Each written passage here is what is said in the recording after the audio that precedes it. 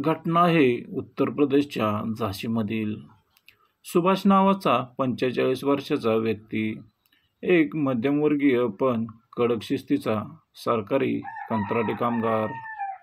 घरात पत्नी पुष्पा, साधी गृहिणी, आणि 19 वर्षाची त्यांची एकुलती एक मुलगी कविता.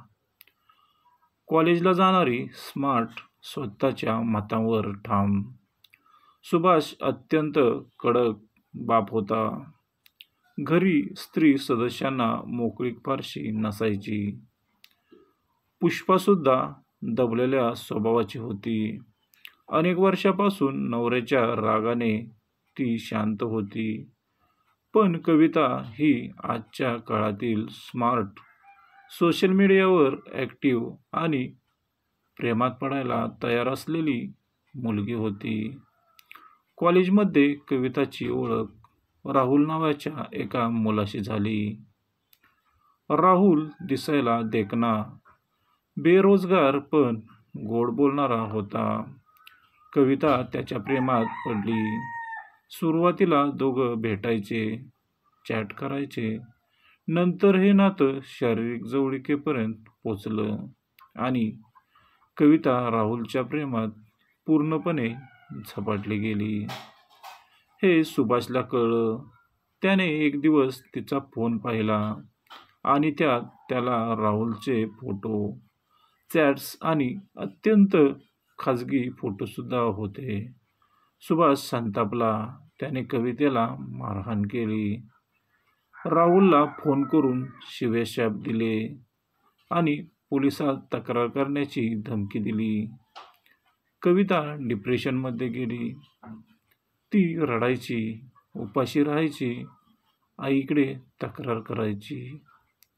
पुष्पाला आपल्या मुलीची अवस्था पाहवत नव्हती. एक दिवस कविताने राहुलला घरी बोलवलं. आईशी ओळख करून दिली. राहुलने गोड गोड बोलून पुष्पालाही आपलंसं केलं. पुष्पासुद्धा एकटी, वर्षानुवर्षे दुर्लक्षित. तिलाही राहुल आवडायला लागला. काही दिवसात राहुल आणि पुष्पामधलं नातंसुद्धा अनैतिक पातळीवर गेलं. आता त्या दोघी, आई आणि मुलगी, एकाच प्रियकरावर जीव ओवाळून टाकत होत्या. सुभाषला ह्या सगळ्याचा सुगावा लागला. त्याला राहुलचं घरात येणं जाणवलं. एका रात्री त्याने दोघींना धमकावलं आणि तडक राहुलला सुद्धा धमकवलं. सुभाषने त्या रात्री पुष्पानी कवितेला सांगितलं की तो राहुल विरोधात पोलिसात तक्रार देणार आहे. हा मुलगा तुमचं आयुष्य खराब करतोय, मी त्याला अडवणारच. त्या रात्री पुष्पा, कविता आणि राहुल यांच्यात व्हॉट्सअप कॉलवर 45 मिनिट चर्चा झाली. ठरलं आता सुभाषला हटवायचंच, कायमचंच. रात्री 11:30 वाजता या दोघींनी राहुलला बोलावून घेतलं. सुभाष झोपला होता. कविता दरवाजा उघडून राहुलला आत घेते. पुष्पा किचनमध्ये एक लोखंडी रॉड घेऊन ठेवते. राहुल थेट बेडरूममध्ये जातो. सुभाष झोपलेला असतो. अजिबात अंदाज नसतो. राहुल हातातील लोखंडी रॉडने पहिला घाव सुभाषच्या डोक्यात घालतो. सुभाषने किंकाळी फोडली, पण दुसरा आणि तिसरा घाव त्याच्या मानेवर पडतो. तो जागीच गतप्राण होतो. पुष्पानी कविता दोघीही काही सेकंद पाहत राहतात. काहीच भावना नाही, काहीच पश्चाताप नाही. तेव्हा पुष्पा राहुलला म्हणते, शांत झालं, आता आपल्याला कोणी अडवू शकणार नाही. सकाळी शेजाऱ्यांना ही बातमी समजते. शेजाऱ्यांनी पोलिसांना फोन केला. पोलीस आले. सुभाषचा मृतदेह आढळतो. घरातील मोबाईल, CCTV सर्व तपासलं जातं.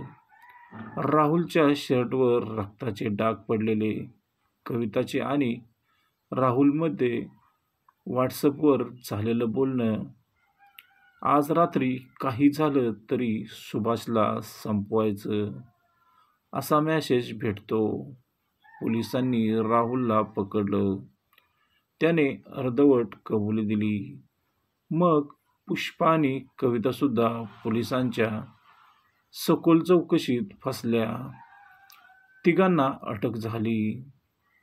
302, 120 आणि 34 कलमाखाली खटला दाखल झाला. कोर्टात कविताने सांगितलं, माझ्या आईला राहुल आवडायचा हे मला माहीत नव्हतं.